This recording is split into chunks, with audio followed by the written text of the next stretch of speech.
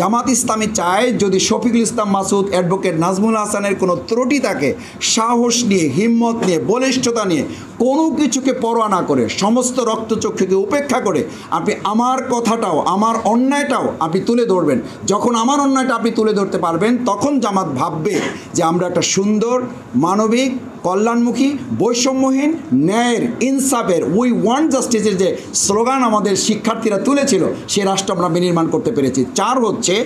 কোনো কারণে আমাদের দুনিয়াটা তো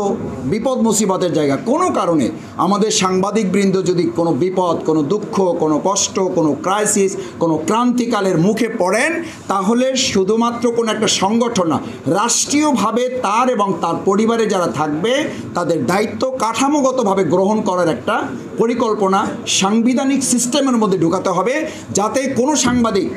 এইটা মনে না করে যে আমি এই দুনিয়া থেকে চলে যাই। আমাদের তো সবাইকেই চলে যেতে হবে, কিন্তু